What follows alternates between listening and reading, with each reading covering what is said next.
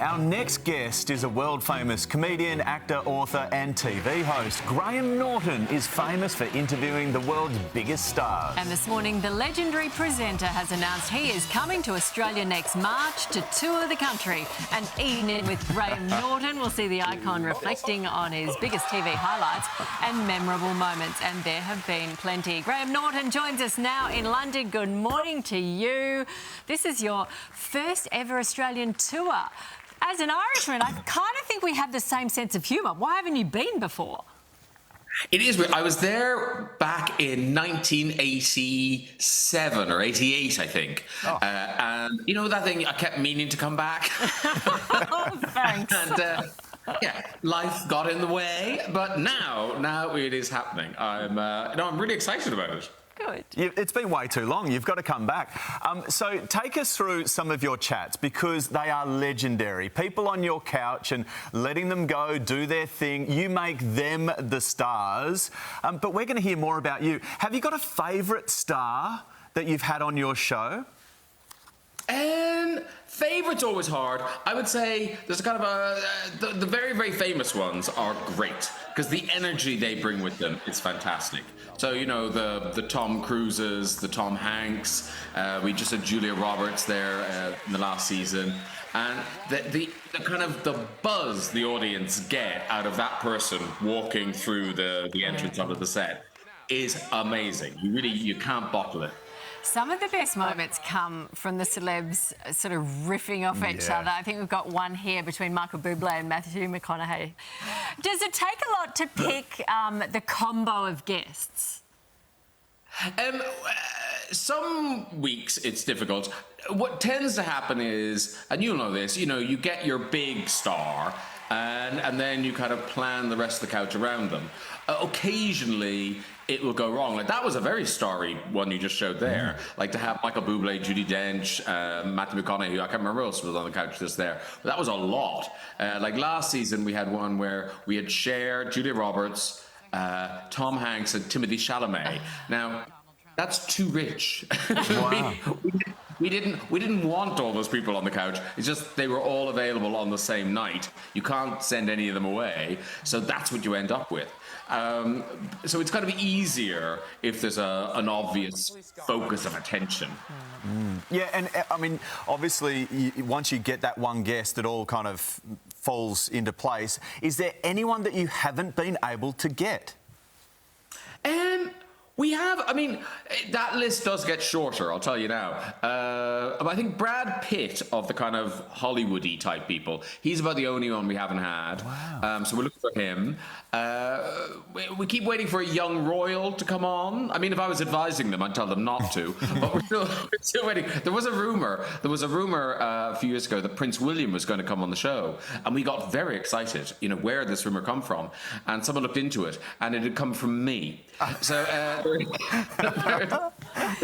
there is no truth that William's coming on the show. Strange things happen. Andrew did do that interview.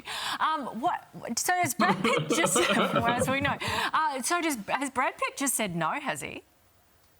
Brad Pitt has not done... Even in America, he doesn't really sit down on the couch with the host. He'll do little skits and stuff. So he hasn't done a British talk show, I think maybe ever. Wow. Like Julia Roberts had never done a British talk show before she did us. And you know that thing when you kind of, we heard we had Julia Roberts and we're like, yay. And then we hear she's never done a British talk show. And then you go, is there a reason for that? But in fact, she was great. She was really fantastic. So tell us about your tour and what we can expect and, will we get to see some of these little interviews or is it just about you and the whole experience?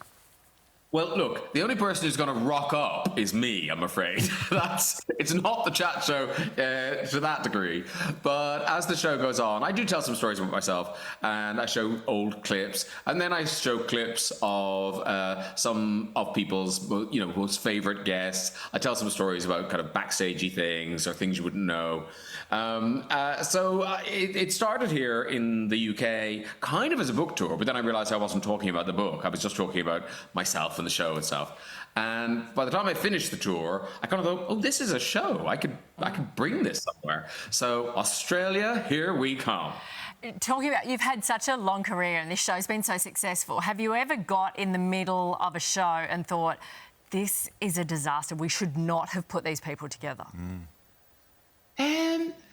No, I mean, the benefit I have, I think, with my show is that the guests are on together. So even if one of them is not working, hopefully someone else will be.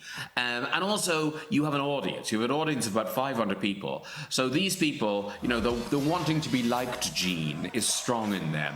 So even if they're not enjoying themselves, they tend to kind of plaster a smile on. And it's only afterwards we discover they've had an awful time, or, you know, they hated whoever they were on the couch with. OK, dish the dirt for us, Graham. Who is the biggest diva? Who has requested the most things? Who's brought the biggest entourage?